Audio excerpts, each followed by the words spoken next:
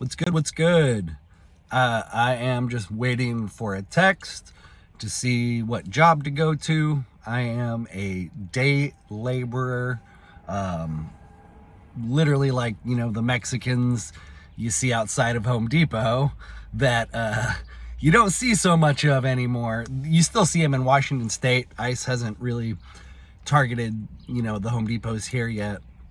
But I think in other states, they've become easy targets. But no, literally, when I say I'm a day laborer, it's just different in that instead of hanging out at Home Depot, I just get a text.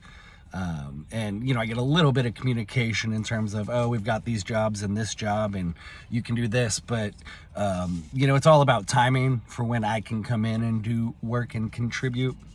I'm not skilled enough yet to really be an independent agent in the trades. I'd like to get there. That's kind of a new goal of mine, to be able to just say, yeah, I'm a framer, a carpentry framer. And because that's something I can take, a skill I can take anywhere and work. I'm not there yet, but it's my goal. And that's kind of connected to the title of this video, a working man's perspective on the immigration crisis. First and foremost, I want to say that not everything is a psyop, but most things are. Specifically, I'm talking about the LA riots and the riots that also Seattle is seeing, and we're going to see all across the country throughout the summer, because that is exactly what the ruling class wants.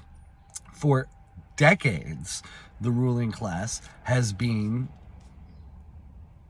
pushing an agenda to flood the country with illegal immigrants and to then exploit them for cheaper labor. And you can't say that's not what's happening, because I'm pretty sure Tyson Foods, Google, I can't remember what state, but Tyson Foods lawsuit, they were sued for literally doing that. They're not the only ones who do it. And so it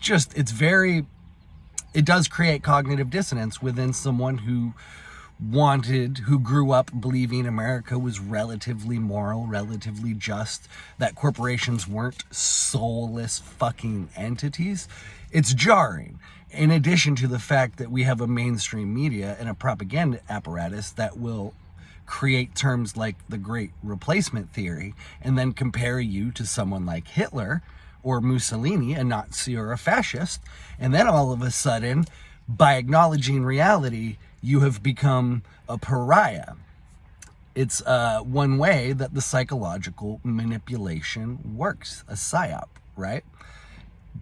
It is undeniable at this point that there are tens of millions and the number varies, right? So when I say undeniable, it could be 10 million, it could be 40 million, literally. But it is undeniable that the country has been flooded with these immigrants. It is undeniable that a lot of them have been receiving American taxpayer benefits, but this is all by design. The ruling class wants a destabilized economy, because a destabilized economy will drive prices down. It will allow them to gobble things up, and then they can corporatize efforts and then create securities and equities and whatnot, and they can just continue to consolidate power and resources and fuck the working class, us. They've been doing it, well, literally for hundreds of years. I was reading some Buckminster Fuller, Critical Path. It's a great book. I might actually do a reading on the channel.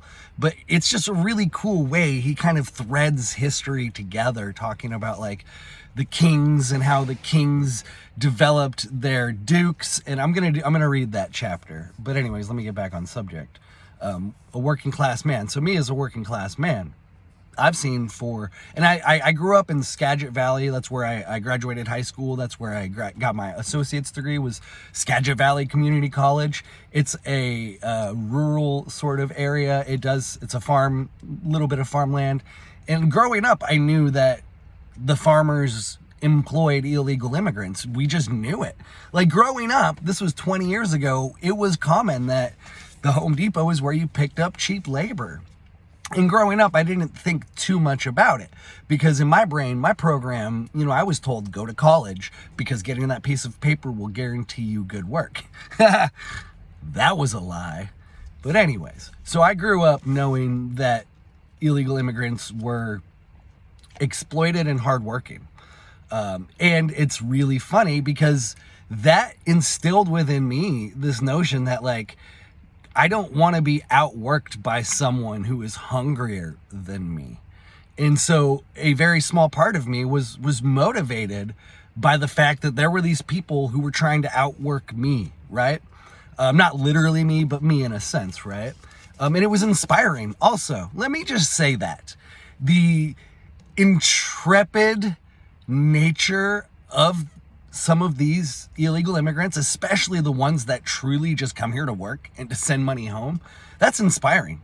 That is so much sacrifice and so much dedication to your family. So let's put that on the table and give them credit where it's due. And it's also very unfortunate that they are being exploited. How fucked up is it that somebody has to travel thousands of miles away from their family to be exploited, to then just send a little bit of money back to their family? In this day and age with such technology, there is no reason other than exploitation for why that occurs. And then there's this whole talking point. The Democrats love this talking point, and I'm going to debunk this talking point. If we deported all of the illegal immigrants, who would do the farm work? Who would do the construction work? Who would do the various low-skilled healthcare jobs? There's literally a Democratic person, I can't remember her name, but like, who will wipe our asses? She said something like that, right? And I was just like, that's fucking racist. So the bigotry of low expectations that the Democratic Party projects is very off-putting. And I don't love the conservative party, don't get me wrong, but I'm trying to help progressives wake up to just how fucked up their party is. And that's why MAGA exists. They are a reaction to the insanity of you, but then also MAGA has their own insane issues as well. I don't want to get into that, but let me just wrap up the video here. There is a shortage of affordable housing. There is not a shortage of land. There is not a shortage of resources to build on the land that is available. There is not a shortage of labor. What we have is a centrally planned agency or organization, the elites, seeking to consolidate power, control, and resources. And this is how they do that. They continue to destroy the middle class while extracting out that wealth and lowering the floor of the working class. I'm a perfect example of the fact that I am a working class man that lives in a minivan.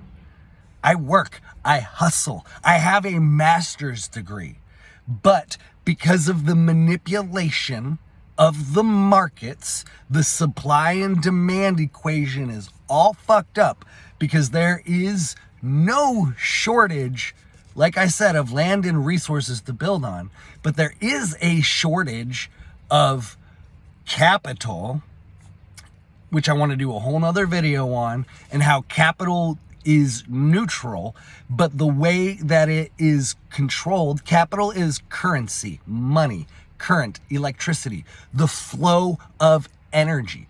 Capital, money is a store of energy. The ruling class uses central banking and the monopolization of the creation of capital to their benefit, to their efforts of control.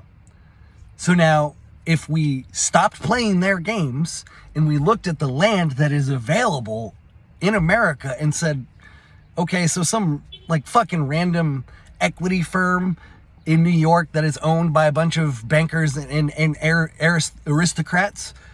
They say they own this land that is not being used, it's not being farmed, it's vacant, it's just literally just earth waiting to be cultivated by humans. How do we get that back from them morally when we know that they have immorally taken it from us? This video kind of went a little rambly, but thank you for watching. I'm going to end it here. Please like, comment, share, subscribe. Let's continue this level of dialogue on the mainstream, because I think it's utterly necessary if we want to make actual social change and progress. There will be a link in the description below. You can buy some shirts, some merch, support me that way. But then also, just like, I'm asking for your help in connecting with other thought leaders who are trying to break out of the left-right culture war paradigm to have a more meta level conversation and to collaborate on things like rewriting the social contract and building resistance to the oligarchs, etc. I'm going to end it. I love you. Thank you.